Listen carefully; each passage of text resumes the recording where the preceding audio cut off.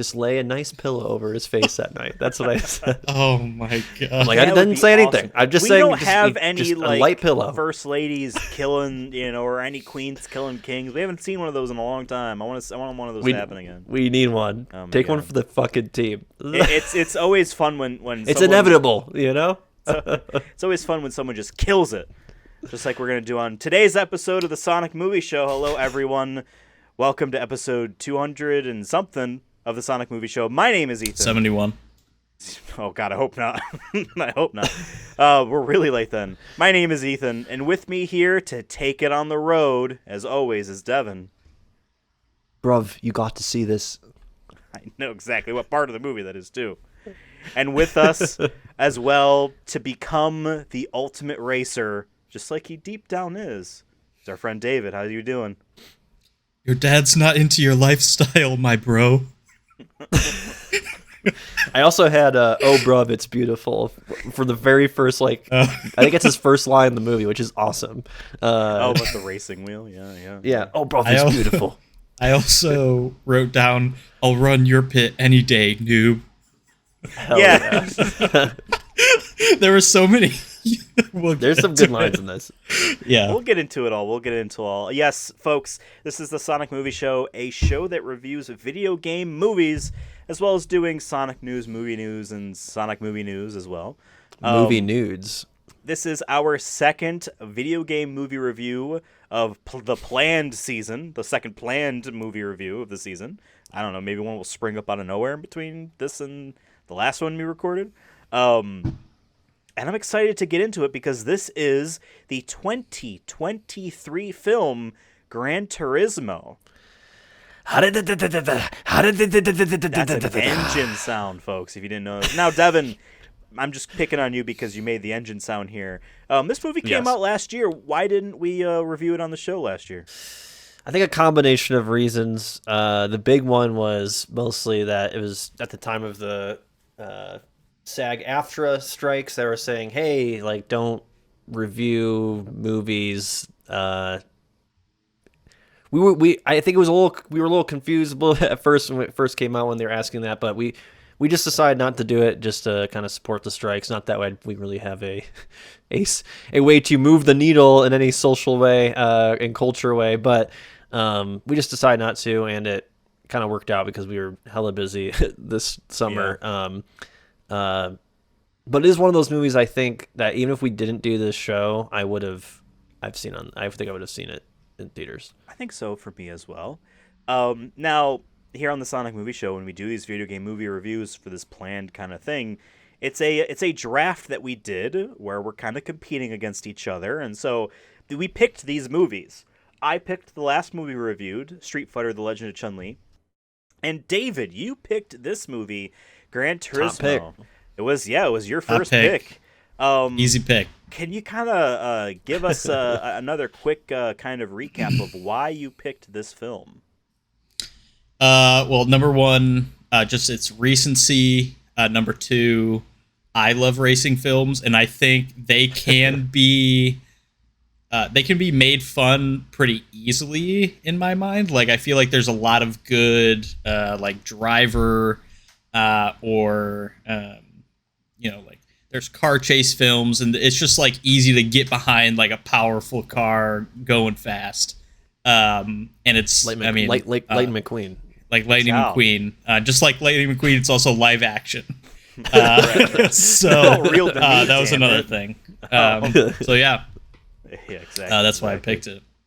He just really showed off on the tape. He had all the intangibles you like to see. He's a 5-tool player. You can put him anywhere in the infield. He's just so good. Absolutely. That's how racing works. There's an end field. This movie came out last year. It is, I think... This was actually a couple of months after Fast and Furious, too. Oh, as well, okay. Remember? I believe this we were saying it was the summer of racing, I guess. Racing, yeah. I'm pretty sure this is the second of the, so far only 2, PlayStation Productions films. So, first being the Uncharted movie in 2021? 2022? Maybe. 2022, because I think I was in Denver when I saw it. We didn't see I it don't know. together. That's It's what a all couple I years know. ago. A couple years ago. Yeah, whatever. At That least. was the first one. This now being the second one. We'll get into maybe some of the PlayStation ism here, but Gran Turismo, for folks that don't know, is the real driving simulator. It is a series that started on the original PlayStation by Polyphony Digital, and continues to this day.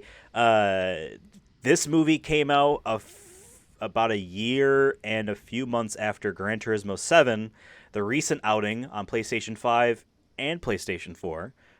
So good. Yeah, that's what I hear. Still need to buy it. I still need to buy it. I keep saying this, like I've said it multiple times on the show that I want to like get back into it but it is one of those games that like once you get in, you're like it's so fun to play. Like even if you're not great at the game, like it finds ways to make it fun for you.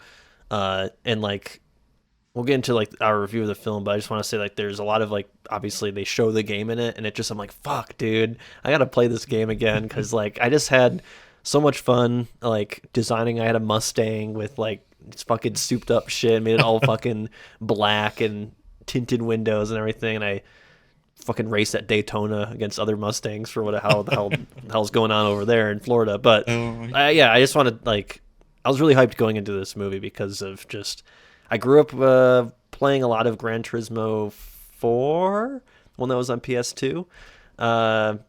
Played a lot of that when I was younger, even though I wasn't very good at it. I did try to play a lot of it. It was that, and I had a NASCAR like '03 game or something that I would always play. Okay. But yeah, Gran Turismo 7 like hit the hype for me. I probably put a good 30, 40 hours in that game. That's pretty good for me. I know for average gamer, you're like, only 30?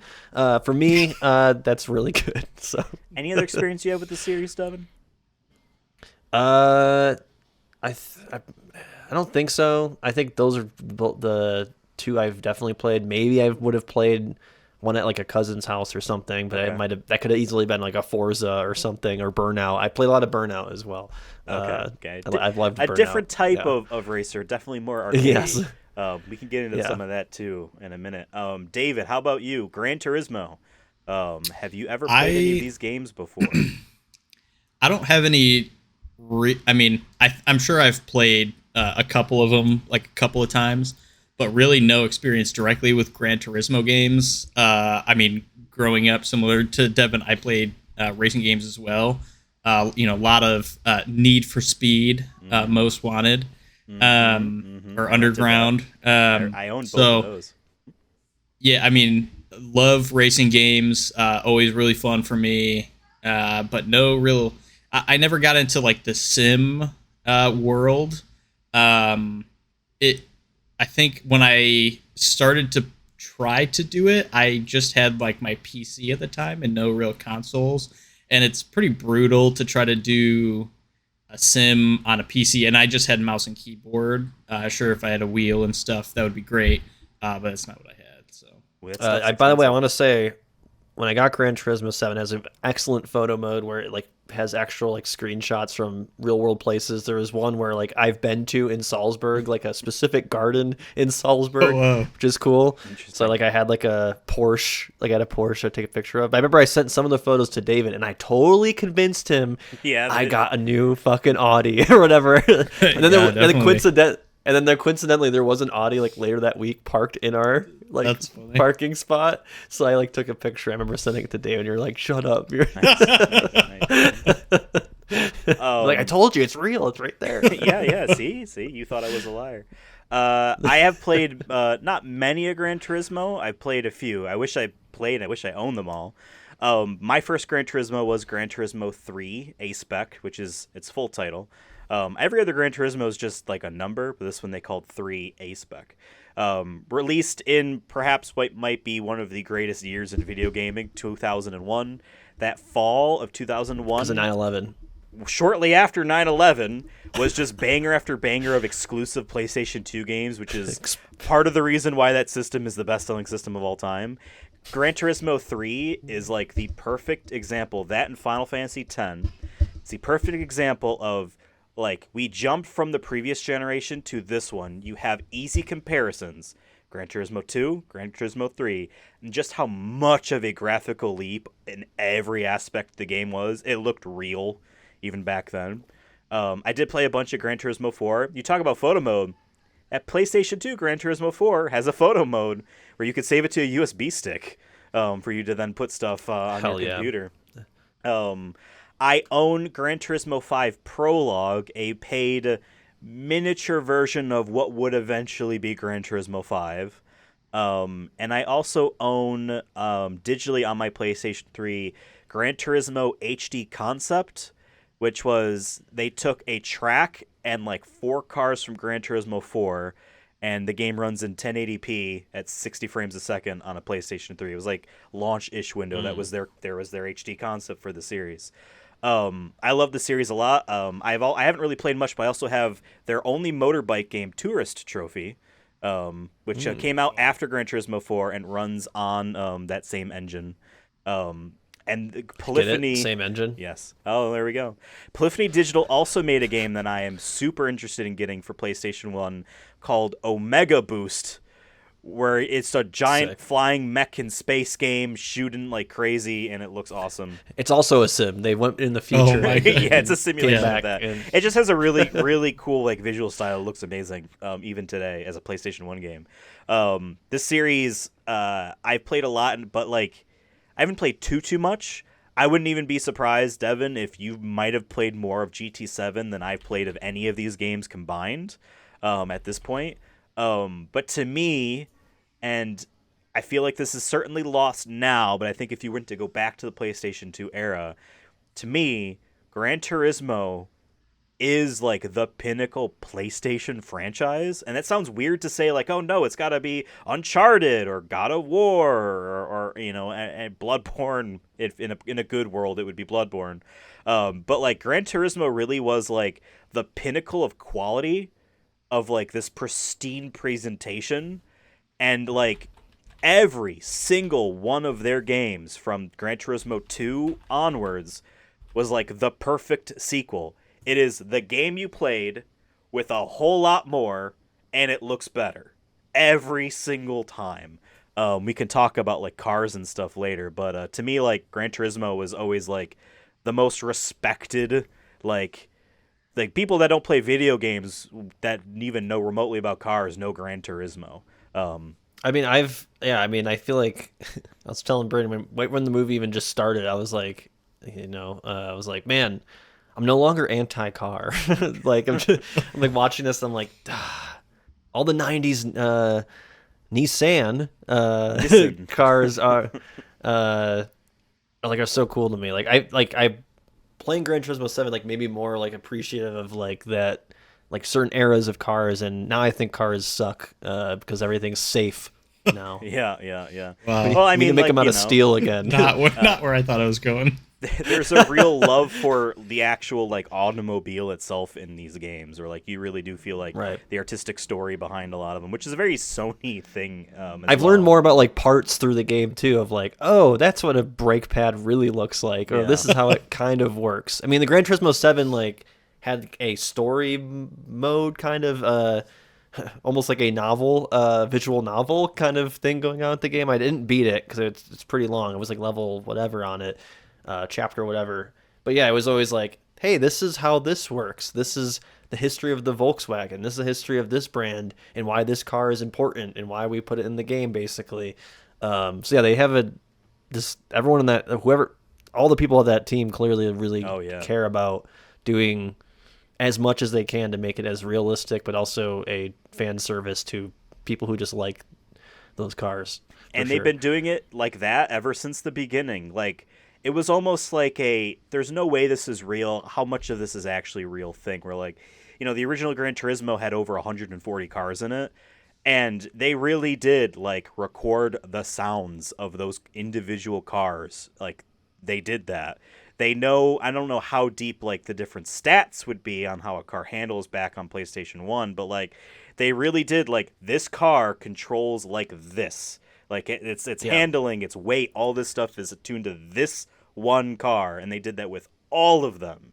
The audio department in that Polyphony Digital was kind of legendary back on PlayStation 1. They helped out with other Sony games with their soundscape. We talked a few episodes ago in that famous game show Name That Gun about like, oh, did they buy this song, this gunshot song that sounds like it might be Source or anything like that, but like Polyphony Digital really did go out and record the sounds of hundreds of different bugs for a Japanese only game about a boy experiencing a summer vacation in rural Japan.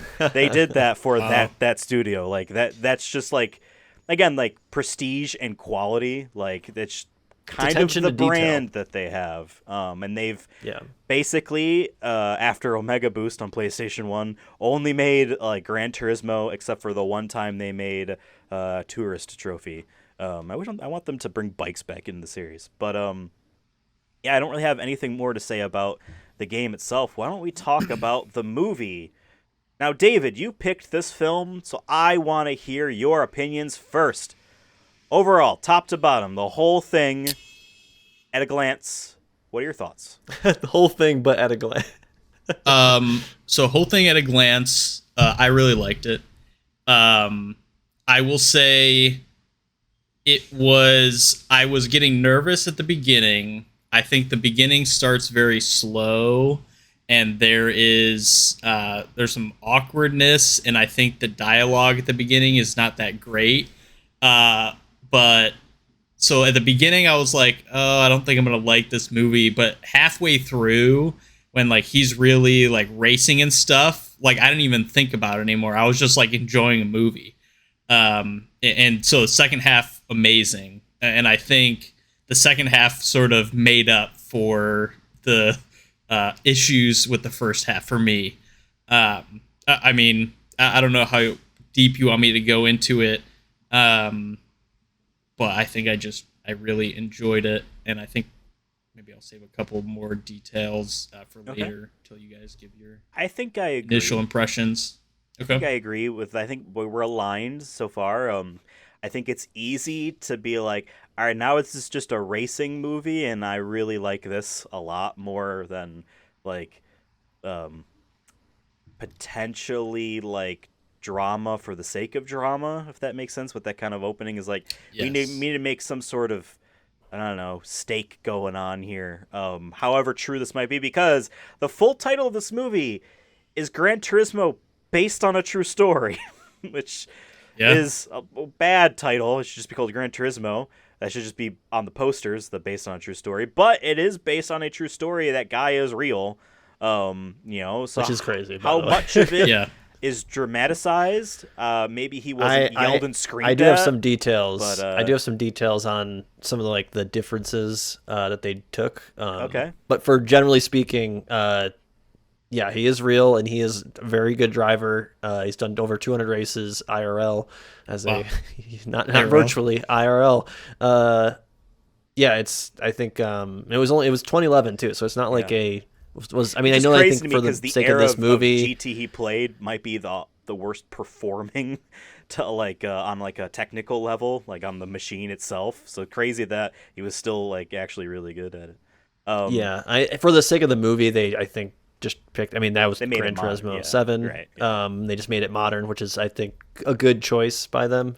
Because also the goal of this is also to sell the game. Because it would be 10 you know. years prior, and like then it might Yeah. seem a little weird, like yeah.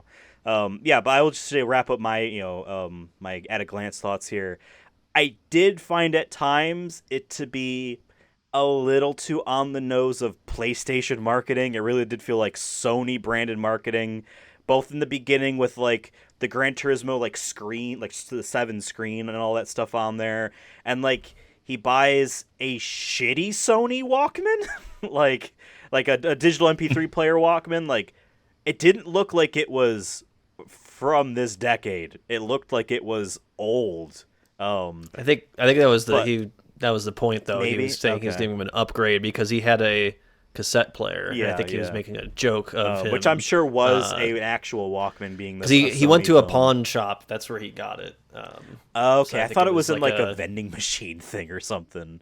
No, I think it was like like one of those vintage electronic stores, Okay, a that pawn makes more shop sense kind of then. thing. That fits Yeah. better. But there was at times where like the Sony like branding really did feel like an advertisement, and I get it. That's what this movie is. It's meant to be like and I will kind Orlando of Bloom at the defend it. beginning is kind of being like, Gran Turismo is the greatest thing on the planet. This video game changes lives. Please, Nissan, give me this opportunity. But you know what? It kind of dies down once we get into the racing. And I'll just give one more thing. I know, David, this probably doesn't affect you because you do not own a PlayStation 5. Devin, I'm sure you caught this. They kept making the confirmation PlayStation 5 menu sound every time a car Yes. passed another one. It would be like, boing. I'm like, that's not a Gran there's a Turismo lot of sound. stuff. That's the PlayStation Yeah. 5, and it's breaking my brain. Yeah, there's a lot of stuff that is also just taken straight from the game, sound effect wise and visual elements, which I'll get to, but I really What did you appreciated. think overall about the film? I'm gonna say, like, out of all the movies we've watched, this is definitely one of the best ones, hands down. Like, I was coming out of this being like, this is not just a good video game movie. This is a good movie that has great characters. I think David Harbour's Jack Salter is phenomenal. I think he does a really good job. I know when the trailer first came out, we were like, "Oh, this is cool. We'll see how the drama goes." And I agree that maybe for me, I wouldn't even say the first half. For me, it was like the first third was a little like some of the dialogue was cringy. There was one character, I'm forgetting his name. His friend, I think it's Purcell, at the kind of arcade, Gran Turismo arcade that he goes Lounge or to. wherever. When he gets there for his race, he like says, I feel like he's talking to people who don't understand video games in that scene. 'Cause he kept saying like, "Oh, if you win this, you get to do this. Oh, you're here, you should do that." Like, I feel like they're talking to people who aren't. I get it. I get what they're trying to do there, but I also felt kind of talked down to a little bit that scene. But that's like the only big glaring thing I can think of when I watch this movie. I mean, the cinematography is probably the best cinematography of all the movies we've seen, outside of maybe, I know we didn't technically do it for this show, but or for this draft. But Last of Us, I think, is the closest equivalent, where I think this stands ahead of a lot of the other stuff we've seen. I mean, how they follow the car. The car scenes are phenomenal. It looks like it's both from the game, like feels like it's from a game, but also feels real because it was real. They had actual stunt drivers going on those tracks, and they had really cool like moving camera shots. And to me, I've been on the record of saying sports movies are kind of redundant for me because I watch sports. I watch basketball, I watch baseball, football, hockey, and I watch a little bit of Formula One as well when I can. For me, this movie is the definition of a sports story in the sense that there's nothing better in sports of like whether it's a hometown kid or a guy who's against his odds. Like, to me, that's what I've always liked about sports is the combination of a great story that is someone in real life. It isn't a made up character. It isn't something on a screen. Like, this is, it's for people who don't like sports. It's hard to like talk about it, but it's like this movie captures that like you want, like I'm cheering for him the entire time, and I'm like, when he wins the Le Mans, I'm like, fuck yes, he fucking did it. Like, Yeah. that's to me what sports are about. So for me, I think that's why I like really came to this movie being like, fuck yeah, this is great, because I think it really just tied into like, to me, why I like sports and athletes, because there is so many athletes, so many stories that are similar to this, where it's like, yeah, no one believed in him. No one thought the kid from this place can do this, and he defied odds. And yeah, there's some luck in there and whatnot. But yeah, I just feel like this is I think it was a pretty good story, and then it is in fact in real life makes it so much better. That's like cool. Like, I want to learn more about like what he's doing now, Yeah. and like I was looking up stuff afterwards just because I Okay. was generally interested. Not for this show. I was like, I'm actually interested in what uh his character, his the racers like, or what he's doing now, and like what all these kind of people are doing. Yeah. I don't know. It's just, I was like, damn, dude. Like, I just came out of being like, fuck, like, great movie. I will say, I'm glad at the end they did the whole, this is based on a true story. Here's the real guy and blah, blah, blah. I'm glad they did that because Yeah. it was very easy for me during the film to let myself assume a lot of it was a dramatization. This wasn't real. This wasn't blah, blah, blah. Like, maybe the concept of, trying to get some video game players, some gamers learning how to drive for reals. But like how much? But like no, I'm glad they did that at the end. And I'm glad they even said like he was the stunt driver for himself in the which movie. is awesome. Yeah, I love Makes that. because like of course, why don't we talk a bit about the non-racing stuff? Let's talk about some of the characters. Let's talk a bit about like kind of maybe some of the family dynamics, our team dynamics here. Our two main Hollywood actors, David Attenborough, you said his name. David Harbour. Harbour. For whatever reason, my brain is like his name starts with the letter A. Known from, I think his first big thing people know him for is Stranger Things, but he also was the communist Captain America in right, in the Black Widow, which to me is one of the few bright spots of that film was his character. Yeah. But no, all the stuff he's been in that I have seen is the he's Santa good. Claus. Oh yes, I did see that. That was fun too. That was a fun Christmas movie, a one-off Christmas movie. So we I have appreciate him, that one. and then Devin, if you could just like kind of duck down and see like another. Oh, I was gonna say, fantastic, he's. I have Orlando Bloom rents here. We split rent. I'll bring him up to the camera so people can see him. Please do. Let's get him into the light. Orlando. He's looking a little thin these days. Yeah, Orlando. How you doing, bud? I see you got pecs. That's great. Wow. Might want to wash your face. I just want to say, I really love being in Gran Turismo. It's probably one of my favorite movie experiences. The set was so good. I got to go in the car at one point. I got to go in the car at one point, and I can't wait to film the second one. That's right. Confirming it here right now. There's going to be a second Gran Turismo Orlando. where we teach babies how to drive. Are you allowed to confirm that? The strike is over, so I can confirm it now. It's been in the works. I'm excited. Go see Pirates of the Caribbean if you haven't seen it He yet. hasn't been in those films in a very long time. Thank you, Orlando. I love the pirate films. All right, Orlando. Thanks for coming out, man. I know you're busy, so I'll see you. I'll walk you back to the corner. All right, bye. See you, Orlando. Wow, what a nice guy. He's so humble that he's willing to hang out with us. Seems pretty cool. I feel ashamed I haven't seen too many Orlando Bloom films, and I met the man. If I knew he was coming in advance, I would have quickly done a rundown on some of his films so I could have some opinions.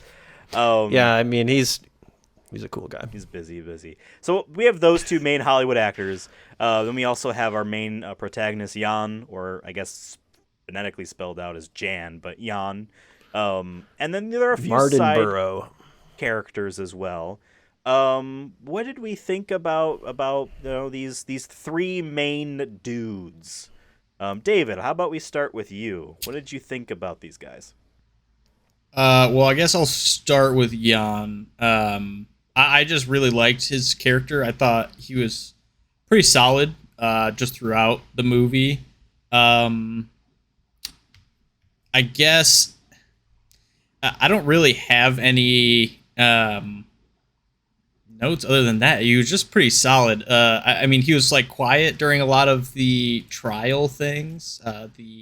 When he was competing with the other sort of faux racers, just pretty solid. I guess the main engineer guy,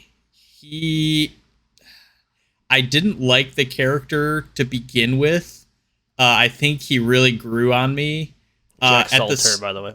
Jack Salter. At the beginning, it felt like too much like a trope. Like, I'm never gonna, I'm gonna whip these kids into shape. Or like he started with like, it'll never work. And it was just, I don't know. I think a main dislike is there's a lot of dialogue that I think wasn't as good as it could have been for like the strong story they had. I just found myself like sort of taken out of the movie in a couple moments. I wrote down like a couple of the video game references, or like when people are trying to act like they were like acting young. Like it felt like it was written by a 60-year-old being like, this is how kids talk right now. Sure, And sure. I'm not saying that was the whole time. That was just like, a couple of the smaller negatives. And then who are you saying is the third? Danny Orlando Moore, or Bloom's character, who Oh, is like Orlando. the Nissan Yeah. marketeer. I mean, classic marketing dude, by the way. I think he does a great yes. job. I think he For good does. and bad, like Yeah. Yeah. I he mean, wants a story told. yeah. I think he did a good job. He was also just solid throughout. Um, I didn't. Maybe I just didn't like the character at the end. So maybe that's it. But I feel like I didn't like him as much in the second half, sort of opposite of Jack Halter. It just felt like he was jumping in at times that didn't make sense to me. He's like this marketing guy. Like, I guess I understand why he's at the race, but like, why would he ever be making calls about the race? Like, you're a marketer, like, why would you have any input?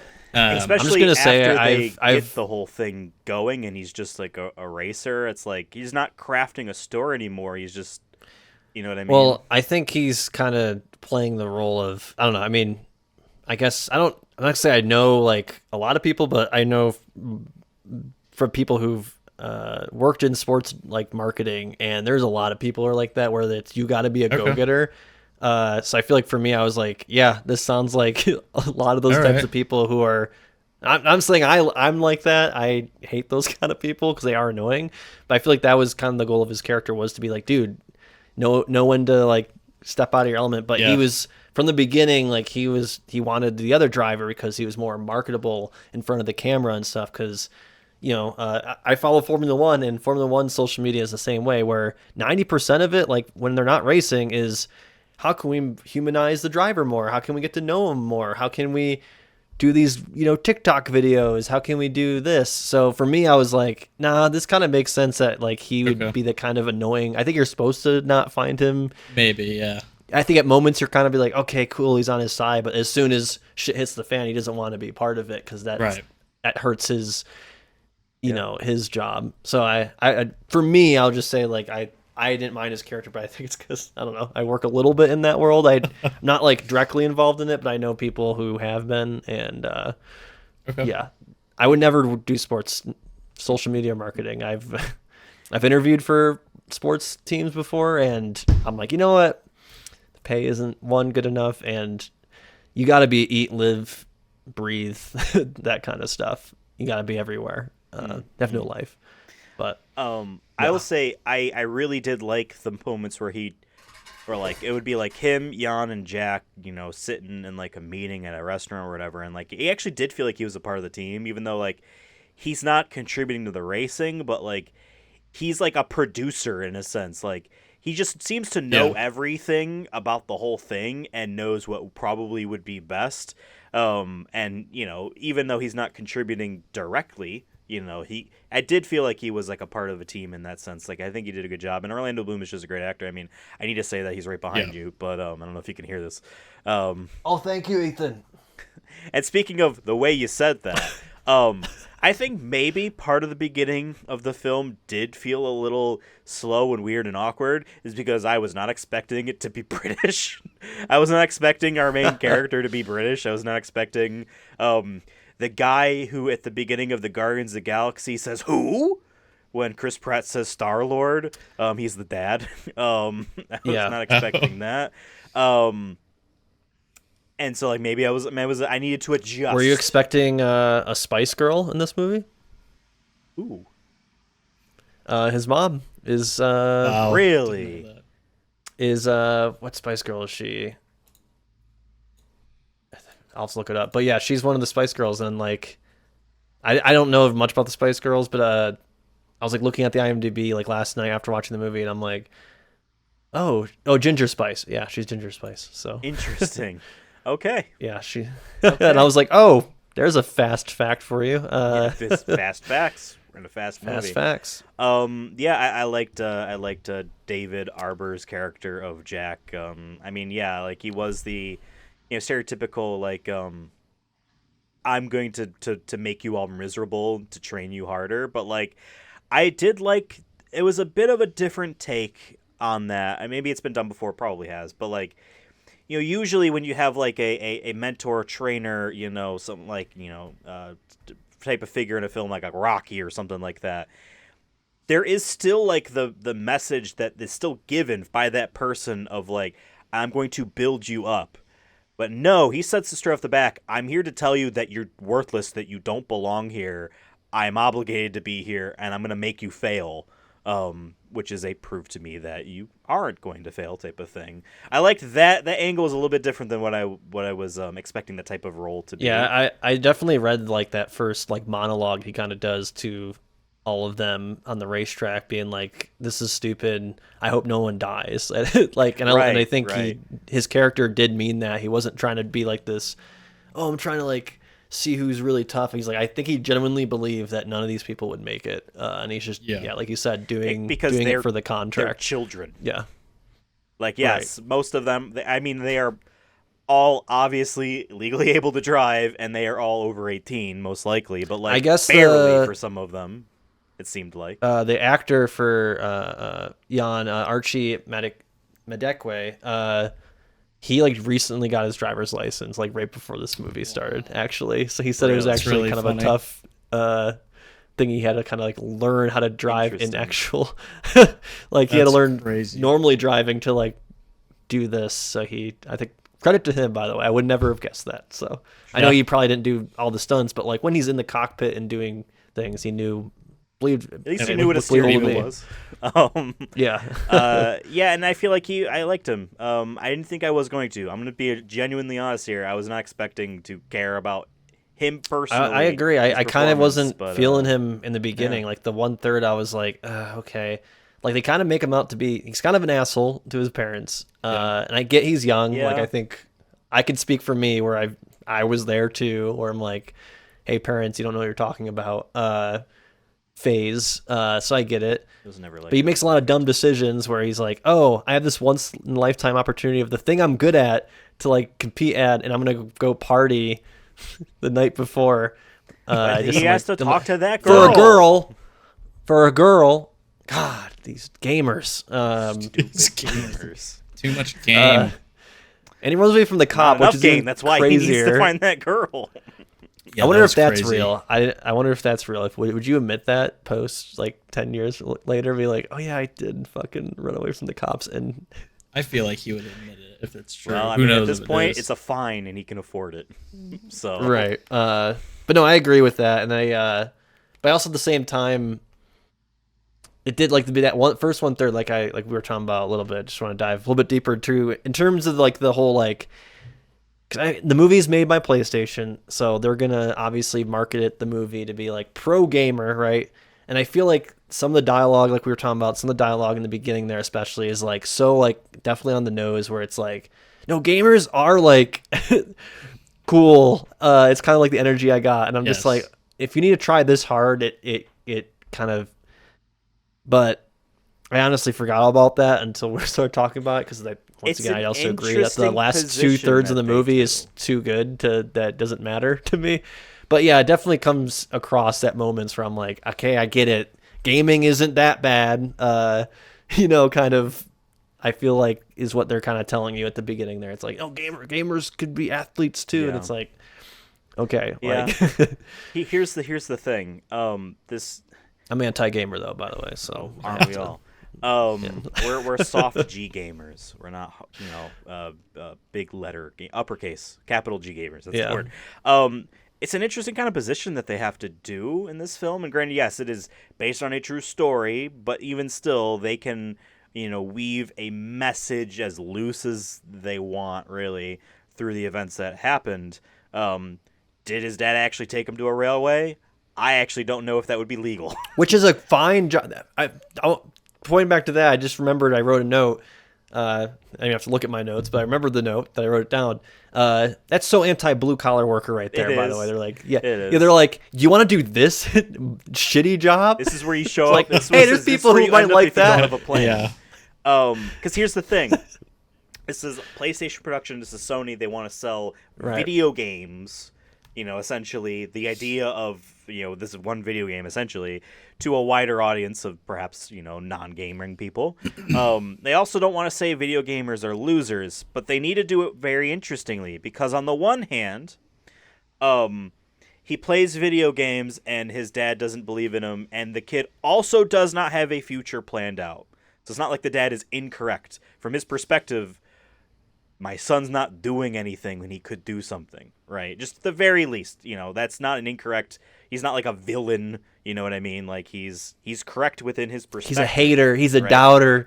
All right, these haters and doubters, they keeping me down. And they want to say like, no, just because, you do that, like it's because you have a passion in X, Y, or Z, and then, and blah, blah, blah.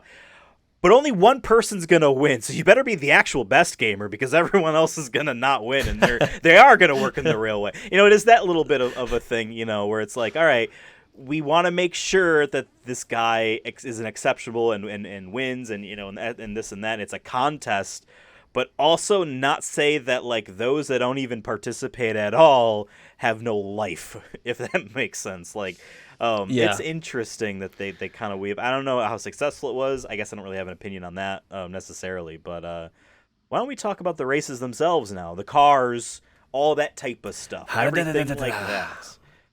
David, you're a car man. I know what you drive. Car connoisseur.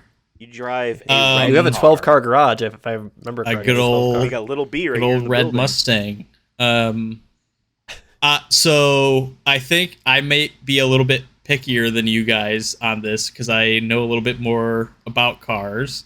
I think visually the races were great. I have a pet peeve of when they show like the animated, like the piston going up, explode. I hate that. I can't stand it. He hates Fast and Furious. I was going to say that. I was going to say that.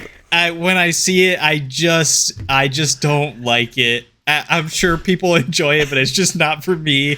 I would rather like see. I don't even know what you could do, but I know I have seen other car movies who have made the intensity of driving a high-powered internal combustion engine feel just like bass in your chest, like the excitement that it should be, without making it cartoony.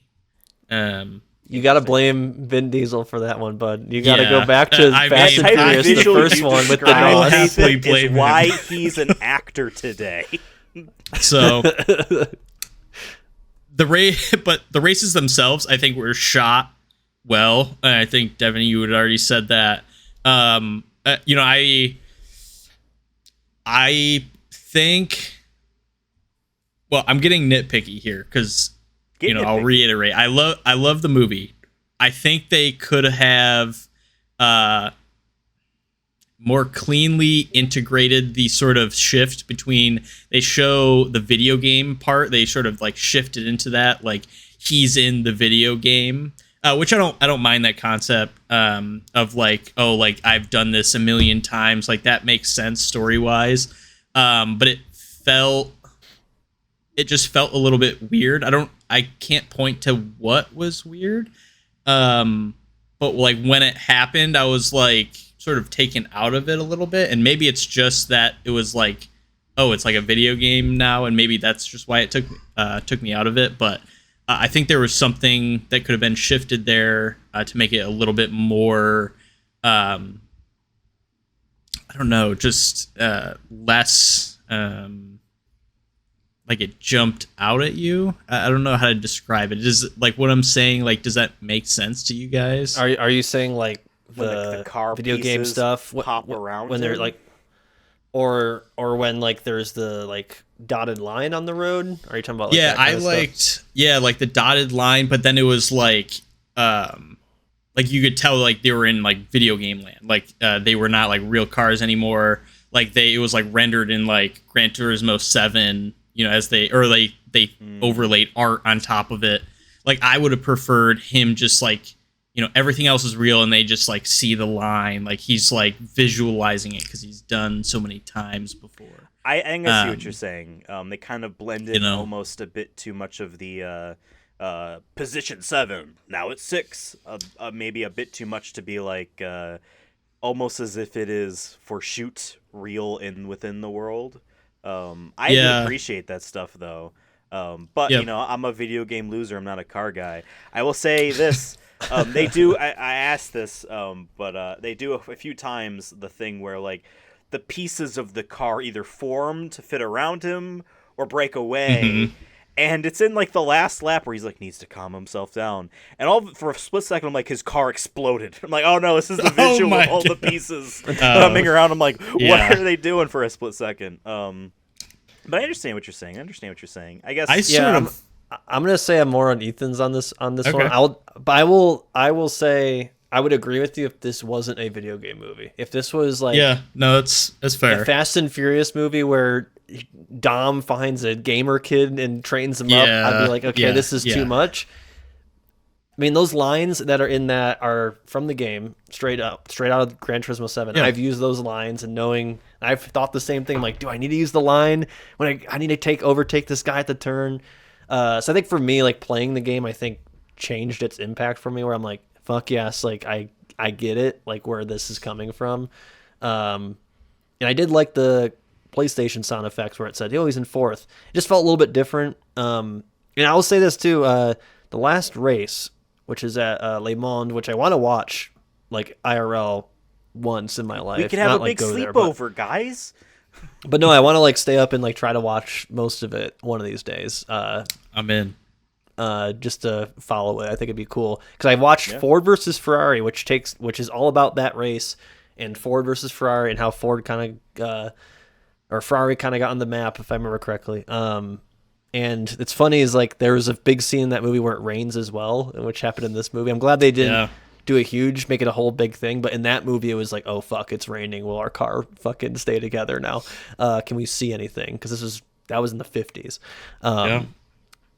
But it was just funny, like watching this movie. I'm like, oh yeah, Ford v Ferrari was a good movie. But no, I think I'm more on Ethan this one. I think it fits for what this movie is trying to be, which is a video game movie. Still, it is a racing movie, but I think it's also still a video game movie first because of who made the movie. Like we talked about, it's a little bit on the nose in the beginning with the gamer thing.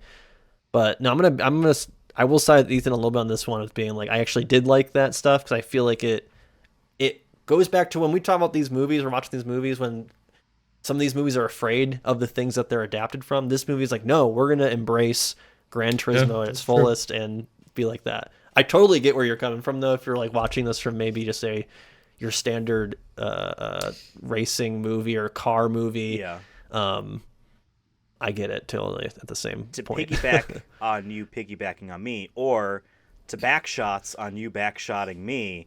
So the new phrase I've heard. You don't say piggyback, you say you backshots. I mentioned this earlier, but like Gran Turismo's entire aesthetic, besides the cars themselves, and besides like the tracks themselves, is a very, very pristine UI interface. The menus are always amazing, even back on the original PlayStation. They do this type of thing of skeuomorphism, which is when like your Notepad's app looks like it's a lined notepad. It's when your calendar app looks like it's pages, that type of UI stuff where it looks like the thing it's supposed to be in real life, the kind of thing. But they do this type of skeuomorphism where it's like nothing it's not really meant to be a real thing, but it's made of like materials that it feels like it's a real object, even though that it's not meant to replicate anything that is real, the way they do all these menus and stuff. And I really do actually appreciate the different stuff that they've done in this movie, that because it does feel like it is on that level of kind of pristine quality, the premium quality of what Gran Turismo is kind of known for.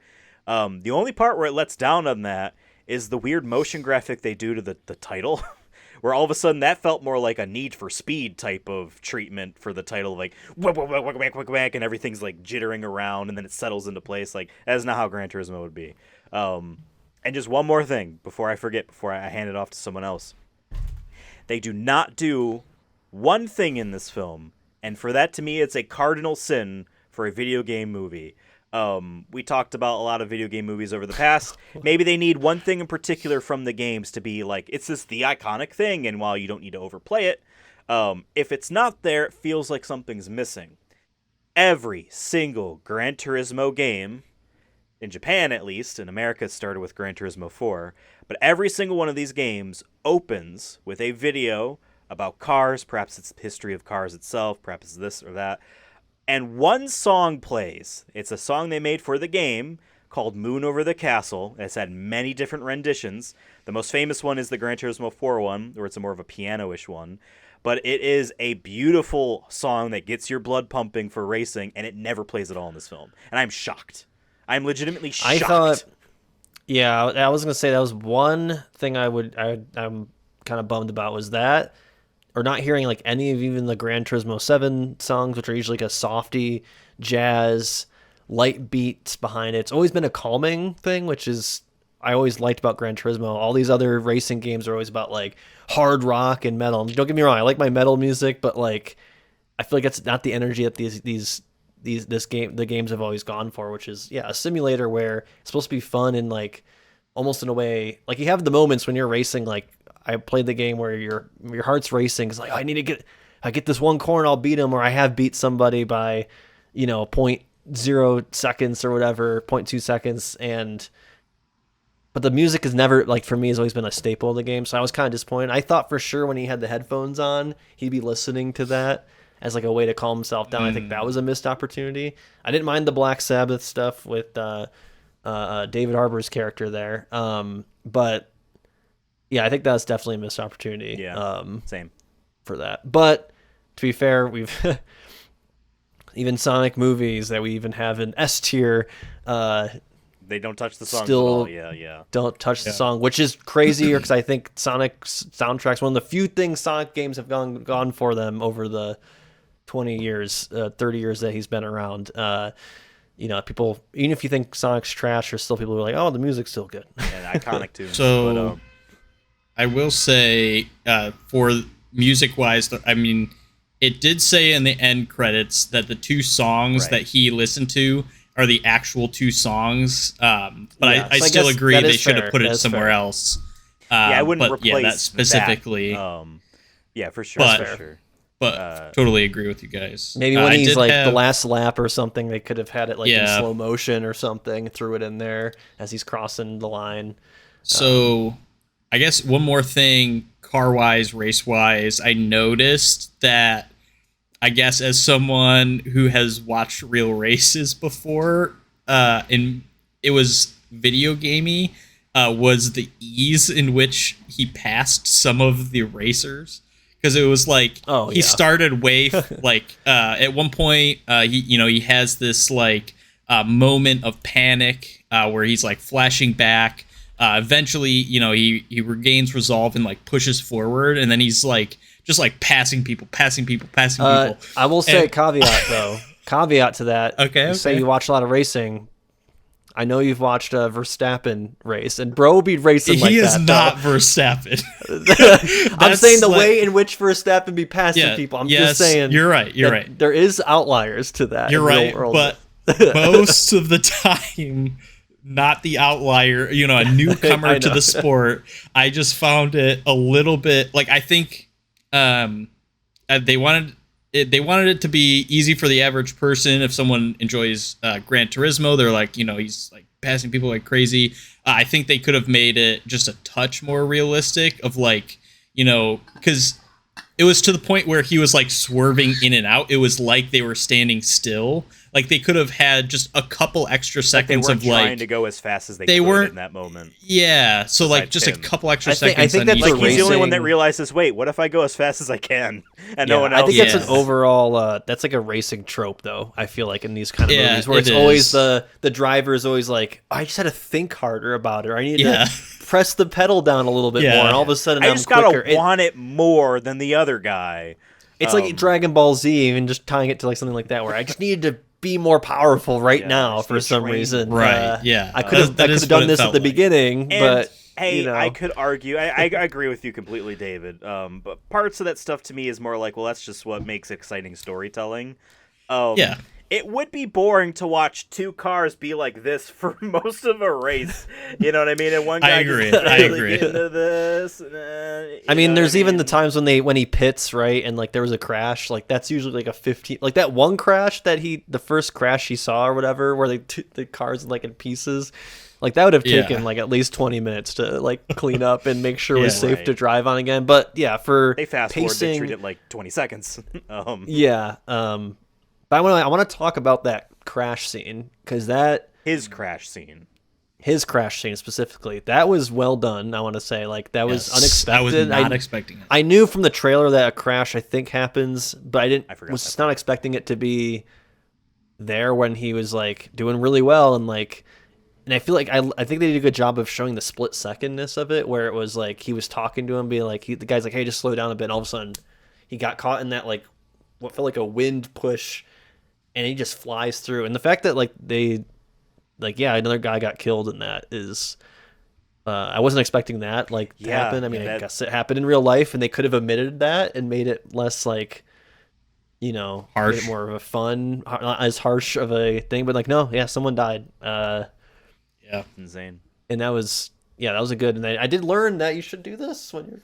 Yeah, he knew his instincts. Yeah. When it cuts to first person, right? Yes. As soon as he does this, it cuts to first person, and you can see, obviously you can't control it in real life. You probably would be able to maintain this, but it looks like immediately it's just like almost like it's a different take. But that was cool. And I mean, that's when you get David Harbour really steps it up as an actor, and it was great. I like that. Sure. I think it was unexpected. It was so unexpected for me. Man, I thought I blinked twice, and all of a sudden he's in the air vertical. I'm like, what the hell's going on? Like, oh, is he gonna? But like it's like a video game here or something like. Yeah, no, first no, I he thought just almost kind dies. of because it did happen so quick, but for a half second I'm like, oh, is this like he feels like because they talked about earlier where like, oh, you ever be driving and it just kind of like you're not even thinking about it. Like I thought that's what that was about to be, and it's like nope, he's flying right in. But it happened so quick, and I think that's the suddenness of some of these accidents that do happen in racing. That's probably how it feels like, and I think they did a great job of trying their best to execute that, where it's as opposed to maybe other movies doing it in slow motion and like, oh no, or something like that. Like they just like, no, we're gonna make it as quick as it probably would have been, and didn't have time to react. There's a second just for you to recognize what is about to happen, and then it happens. Yeah. And hey, it's based on a true story. If he died there, I mean, that wouldn't be, obviously if it's not even to die in real life, but like if he died there in real life, then they showed that like, okay, then sometimes stories are cut short. You know what I mean? That is, well, and I didn't know if he was alive or not, so I was like, oh my god, like, are we?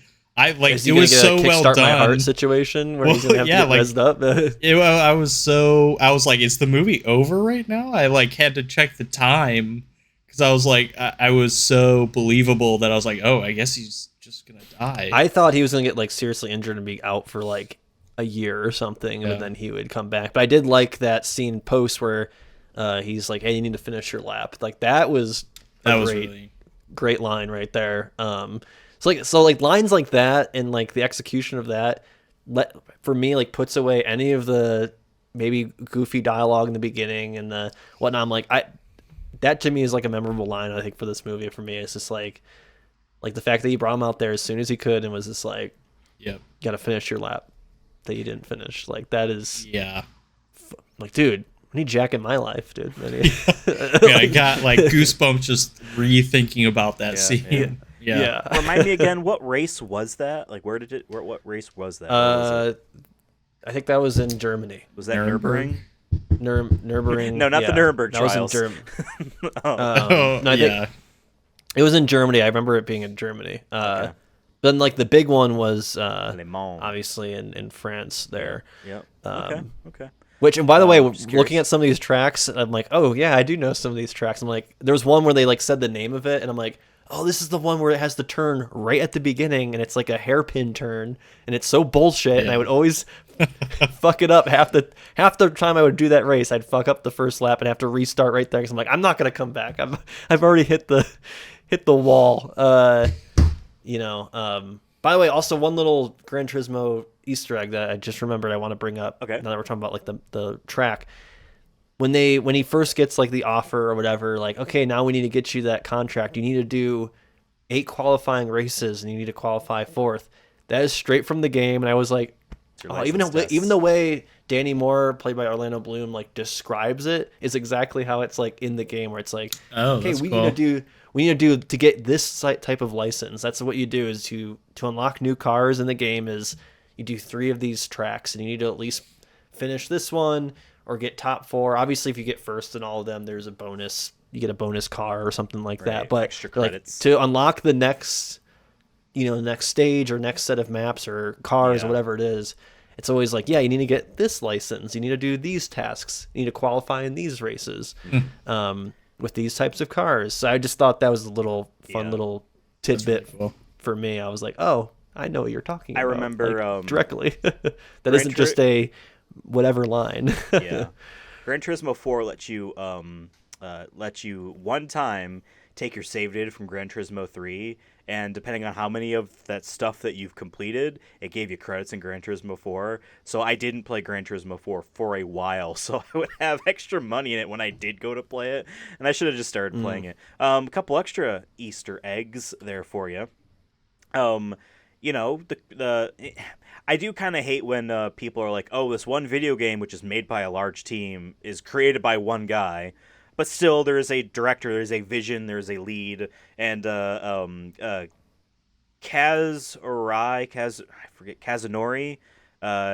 Yoshida, I think is his name. I might be wrong here. Is the guy Kazunori Yamauchi? Kazunori Yamauchi. He's played by Takahiro Hira, who's in Shogun right now. So it's funny. We're like, is that what's his name? Yes. That being said, Kaz is in the movie. He's the sushi chef. And I recognized him because I actually know what he looks like, because he's one of the people that that PlayStation brings out. Whenever there's a new PlayStation console, they always show a new Gran Turismo, and they always have him come out and talk about how amazing the machine is, allowing them to make racing even more real, driving even more real. So I actually recognized him. I had to pause it and double tick, but like, yeah, that was him for real. Also, we talked about I like that stuff where they don't have him as the actual dude; they just have him like put him in a little side thing. That's like, now if they were really cool, they put him in Hollywood boot camp and give him to play himself in the movie. But I don't know how well his English is, to be fair. We talked about like the tracks themselves. Obviously, while Gran Turismo does have some fictional tracks, they are mostly real. And they do update them for most games. I think whenever there's a new system, they definitely redo the lap and they get all their photo data.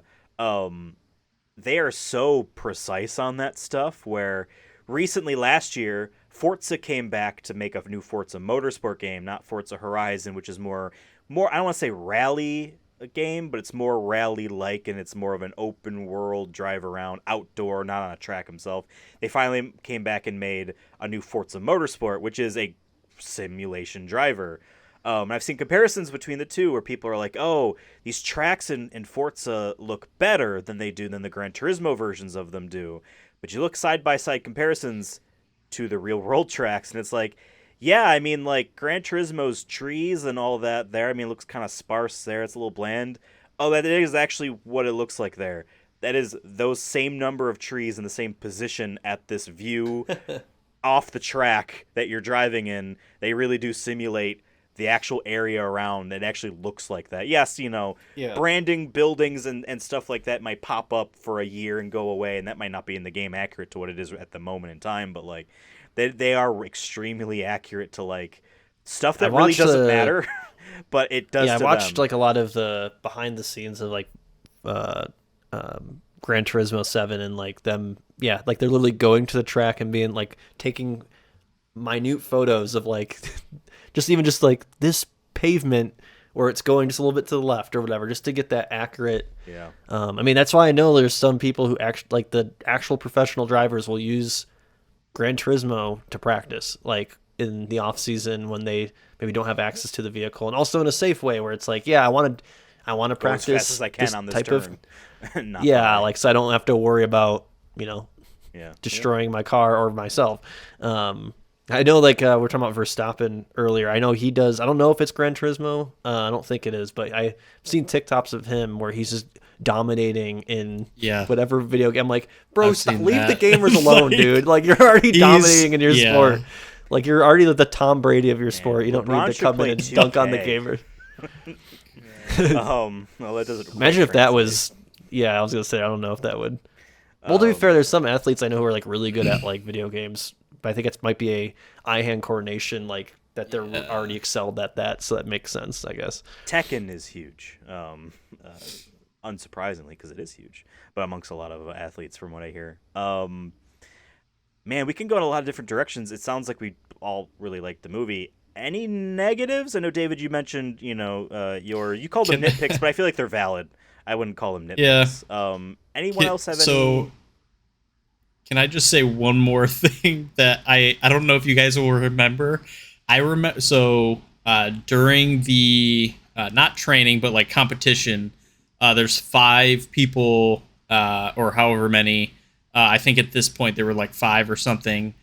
They go to bed for the night and they're all in the same room, and it's Yeah, like it was weird. I wrote down, why does this crazy room look like a villain's lair? And then there's 5 cold beds next to each other. It looks like no they're in a partitions. Yeah, Like- it was crazy. Hey, I was like, it's a true academy, dude. You're Maybe. in the trenches with I just your thought that fellow was- compatriots. that's not Yeah. like a knock or anything. I just thought that was like really weird. I was like, Hey, what they wanted is to do this? that to introduce the fact that he uses Yeah. that music to calm himself, because that's where we first Yeah. get it. Okay. But, yeah. My thought was like, I wish I if it understand wasn't it's- that music, I wish it was like on Blue or something. I want like the most like he's listening to the most obnoxious he's like listening EDM to music or Insane something. Clown Posse. Oh my Yeah, god. just like give me something wild that they're like, dude, are you fucking And he's listening like- to Insane Or Clown like- Posse right now? like, ICP right now, dude? I'm blue. Oh. I'm a diva. Would die. You sleep to that? You're insane. I will say I found the whole based on a true story, whatever. It doesn't mean they need to include everything in there. I don't know. I don't remember what her name is, but the girl that he was dating, about to date, going to start date, was into him, that type of thing. I feel like we could have dropped that and maybe introduced a bit more of the dad, because there was a chunk where it's like, okay, he leaves. He literally is leaving home, like he's doing it, and like it's his decision. He's an adult, Okay, fine, son, and he goes and he does it, and I think it's when he qualifies. He's like, all right, I'd won the thing, and he calls up his mom, and the dad's out playing soccer with his brother, who is going hopefully the boys. become a soccer superstar like his dad once was. And there's that, like, because the dad doesn't really believe in him, although they kind of show him getting it. So like I don't before he even leaves. So I'm like they showed like he gets it. Maybe he doesn't understand, but he gets it. I don't understand. Whatever. I think the whole. I feel like part of the reason he was skeptical of him doing it, because out of all the things, I don't think he was like doubting his like his son's ability to maybe do this. He's more worried To a about his video safety. game. 'Cause I think Yeah, with for the sure. car and stuff. I think that's they how showed that's that. how I always interpret it, was his concern being like, okay, even if this does work out, like it's really unsafe, and like I don't. I think that's a natural But, father thing to be nervous. Yeah, I his get it. reaction, you could criticize it, but I think that I don't know. I'm gonna say it was kind of relatable from my parents on some things I've always wanted to do, where I'm like, oh, I've always wanted to do this, and so I feel like maybe that's why I like it more in that regard, because I'm like, oh, That's interesting. You're right. That's the beginning, though. But to continue the point, so like he goes and leaves, and he calls him out like, "Oh, but like your dad's doing soccer. I'll let him know." And then we don't see them for a while. And this is after like he's an official driver for Nissan. We're gonna say Nissan for Nissan, and like he's making money. It's a career now, and we still don't get to see their reaction of what they think about that. I would imagine it would be joy, or maybe, obviously, apprehension about safety, but like we don't see any of that for a while, and it's really only come around. Maybe it's right before the crash, but the crash itself, and then he feels like a failure, so he doesn't want to talk to it, and then like the dad just shows up, semi randomly. It felt like, and like I wanted more of that. I feel like if we dropped the girlfriend and brought in the dad and Ginger Spice and the brother who disappears after the beginning. He was there in the stands with them. Oh, okay. Oh, I want to talk about the stands too in a second, but I wanted more of the family, and I feel like the girlfriend didn't really add much besides like show that he can be happy, but I don't really think that was a consideration because he's doing the thing he loves. Well, to be fair, based on like you said, based on a true story, he's like, imagine if his wife got cut from the film, dog. Oh yeah, we don't. Are they married? I guess I don't know. Yeah, I'm assuming they are. But or else I feel like she might not be in it. I'm just gonna be real.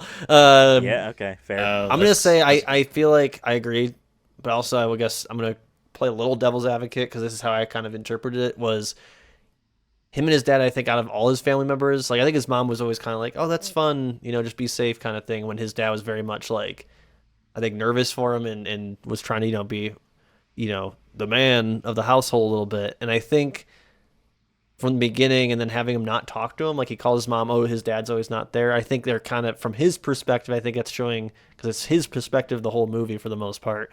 I think they're trying to show that, like, he doesn't think his dad still believes him, or maybe doesn't want to. His dad's busy, doesn't want to talk to him about him, and then I think that's why they don't show him till the crash, because I think they need to be like, no, he is paying attention, and it sadly maybe took till that accident to kind of happen, but they didn't even show him in the call either. But I feel like they were trying to, I'm not saying it's perfect, but I feel like that their goal was to try to show that like their relationship was a little strained, even until he does see him in Le Monde, and they kind of make up, and his dad does apologize.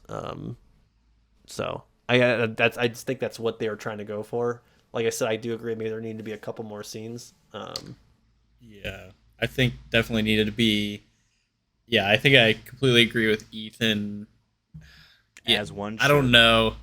Yeah. I'm gonna put that on your tombstone, David. When you die, actually, you will die. And I'm gonna put on your tombstone. I agree with Ethan. Noted. I'll add it to my will. I really think his dad. I mean, again, true story. This is what happened. I was like so frustrated at every time when his dad was like, not disappointed, but like, it's not gonna work. It's like, if your son was invited to he's one of 7 people competing for like a real thing. Like, if his dad grew up playing professional sports, like, is that not the same thing? Like, there's more people on teams for sure, but like, that's a dream. That's just as much of a dream, and it's. Yeah, I think it was frustrating, and I think that was intentional. Yeah, but yeah, I think it was just I don't know. I guess that's what I was gonna say. Is just like, that was frustrating. The one time I agree with the dad is at the very beginning when we first pop up. Where he's like, hey, you want to go play soccer with me and your brother? Yeah. And these guys like, no. Granted, you could just get a new steering wheel, and I would be excited too. And while I don't like the fact that the dad said you can't stay in this room forever, that's such a like you said, 60-year-old, trying to write to like people that I feel like it's just a dad. But I also be like, general, I mean, you could just go and hang out with your family. Like, I get maybe. I agree. If my parents like, want to come play soccer, I'm like, I would be like, I don't ever want to play soccer. Have you seen what I look like? But you should still hang out with your family. At least a little bit. Right. You hang out for like a little bit and say, all right, I'm going to go back now. Hang out for a half hour. Yeah. Like, that felt like... but he is definitely of that age, though, so it fit. I'm just like, oh, sure. I forget that. Just like, say that's yes. You want respect teen, from your dad, give it a little bit to him. Yeah, too. I'm like, every time I see that, I'm like, just knowing, like, just as a 29-year-old, I'm like, fuck, I wish I did do that one other time I did go... Yeah, play hockey with my brother or whatever it is when we're younger. Because when you're older, you're like, fuck, it's never gonna happen again. I would take anything to do that one more time, or play football in the backyard, whatever it was. So yeah, I definitely felt that, Ethan, where I was like, fuck you, son. Like, like, bro, you're gonna be gone in a couple years, and then that we'll never do this again. So I don't Yep. like soccer. And I especially like once he football. becomes a racer, I mean, he moved out, so yeah, he will never do that again. Like Yeah. to the ease in which it was presented to him. By the way, like him being like a athlete's son and being tall, I thought how funny would it be that he gets to the academy, he's like, oh fuck, you're like too Can't tall fit. for this. I mean, Yeah, that- what if it was an open car thing, and he's like, well, you're so tall, all the wind resistance, So you're like you're at a disqualified. disadvantage, so Yeah. you shouldn't be here. we We Sorry, need everyone horse who's racing over jockeys 5'9" to can't try. get into these cars. like, how tall is he? Do we know? Did anyone? No one probably. I looked that up. didn't look it up. He's tall. He's definitely taller than Orlando Bloom and David Harbour. I don't know if And it's that he's strict, taller than but I just, like, everyone in if he was like Tokyo when he goes there. if he was like Wow. 6'7", I'm like I could see that being a problem. I like, feel like- compared- Yeah, I feel like he's got to be like 6 foot. Here, I'm looking it up now. Make your guesses, folks, for the real life Six height. foot. 6'5". 6'5". You know, He's not. He ain't fitting in a race car. 6'5". he is Max taller Verstappen's than like Ethan. 5'8". I'll start there. Everyone is. And David, you're not- taller than him because he's 5'9". Oh. He's in the short What? category. I'm 5'8". I thought you were like 5'10". I'll see. I gave you the I'll benefit of take the the doubt. Still compliment. short. No, you're still short. Anything, yeah. anything above 6 foot short in my book. So Yeah, yeah.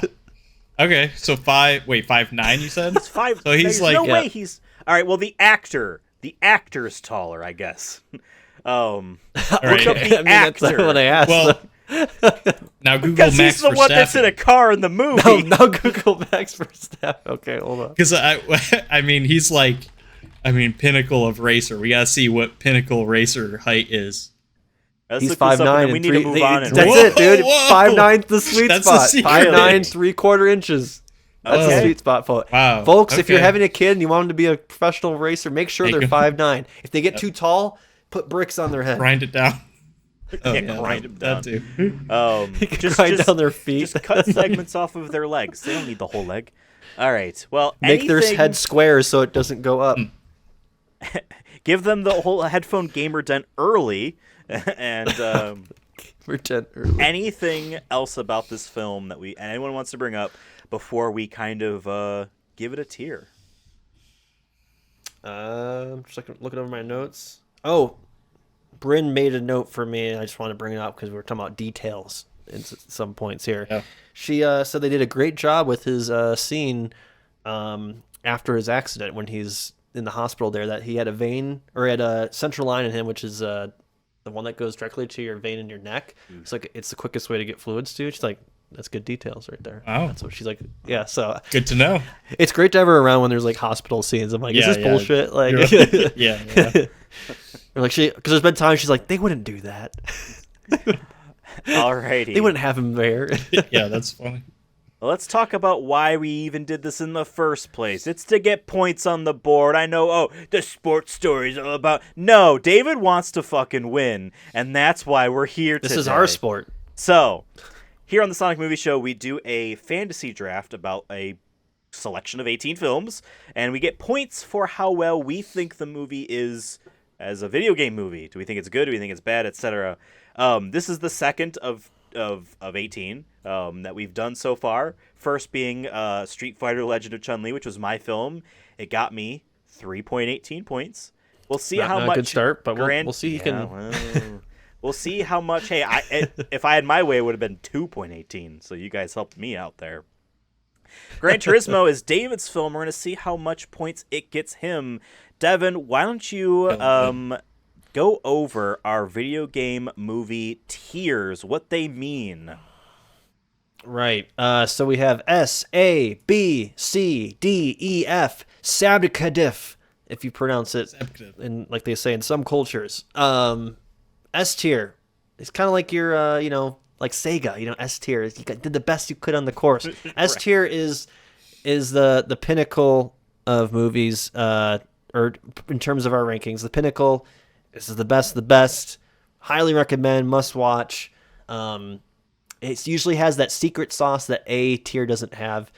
Should have prefaced this earlier too, is that all these are on a video game movie curve because video game movies have been historically bad. And to make it more fun, it'd be kind of not as fun to be like, well, this movie's a C again. This is a C. This is a C, when it's like maybe an A tier IRL, or compared to I keep saying IRL in terms of Hollywood movies or whatever. So maybe an S tier video game movie might be an A tier for your just general movie digest, but S tier pinnacle, we have Detective Pikachu, Prince of Persia: Sands of Time, and Sonic the Hedgehog 2 in our S tier. So it's not many movies in there. It's only 3. We've done over 50. So that's how hard the selection is to get in there. And then we have A tier, which includes movies like Sonic the Hedgehog, Super Mario Bros. The cartoon, Tomb Raider, the 2018 one, and the Uncharted one, which is the first of PlayStation Studios movies. And we have the new Mortal Kombat as well. So A tier, like I said, is very good still. Maybe there's a couple things we would change. Maybe, there's some nitpicks here and there, but still really good. Had a lot of fun watching. Would recommend still. Maybe it's just missing that secret sauce to get to S tier. But hey, if you're an A tier video game movie, you're still in like a great place. And even more so for B tier. I always say, I think I said last time we did a movie episode where I was like, hey, B tier, I'll take a B tier film, video game movie film all the time, because after B we have a lot in C and a lot in D. So I'll take B movies, which include Mortal Kombat, the 95 one, because it had a lot of good cheese in it. It was a lot of fun. It was good entertainment. It belongs in B. We had the original Resident Evil, kind of a cult classic film. Same with Silent Hill. Another one is Dead Space Downfall, which is from our last season, as well as in B tier. C is kind of just your in the middle of the pack film. There's some good, some bad, but overall it's just maybe it was boring at some parts, maybe entertaining at other parts. But yeah, there's still a lot of issues with it. But we didn't maybe hate watching it. Maybe we wouldn't watch it again. Maybe have it on the TV while you're doing chores. Good example is Angry Birds, the Lara Croft Tomb Raider movies with Angelina Jolie, some of the Resident Evil movies, a lot of them, most of them. I'm trying to think of like main big ones on here. Street Fighter 2, the animated movie, Tekken Blood Vengeance are on here. Yeah, most of them are in C. Out of all our categories, there's over 15, I think, my loose counting here, in C tier. So that's like that right in the median. It kind of makes sense with how video game movies are historically. Then we get into D tier, which is downright bad. D for downright bad. It's D for boring. Yeah, mostly boring. Because sometimes there is some good stuff, but not maybe majority of it is bad, or like, I'm never gonna watch this again. Or maybe it's like it was trying to tell you something, then it didn't fulfill that. Maybe there was like just a lot of it's jumbled. Yeah, mostly a bad movie. Is D tier. A good example is Doom, Hitman, Kingsglaive, Final Fantasy, Ratchet and Clank, and Warcraft. Where Warcraft was visually so pretty, but what happened and characters are boring. I feel like I was gonna fall asleep watching it. E is for it's bad, more bad. We have Blood Rain, Monster Hunter, Mortal Kombat Annihilation, The King of Fighters. So as you can see on our video game movie curve, we don't even like to put the bad ones that are in D all the time in E.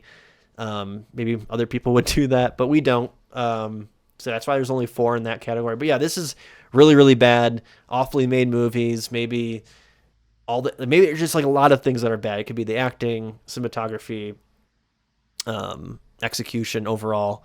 Is what makes these movies an E tier. I mean, in Blood Rain, Meatloaf's the best actor. We always say, how did that happen? When there is genuinely good actors casted in that movie, whether it's their fault or they didn't give a fuck or no one gave a fuck, that movie's really bad. Monster Hunter just completely misses the point of Monster Hunter. It just feels like a weird Middle East war film with dinosaurs occasionally. And then F tier we save for movies that are hopefully never have to add another one to this list. It's just Postal. It's for movies we save that are just downright either offensive. And I don't mean that like, oh, it's so bad, LOL, it hurts my eyes. No, like literally do not watch this movie. It's really a lot of bad taste comedy in this.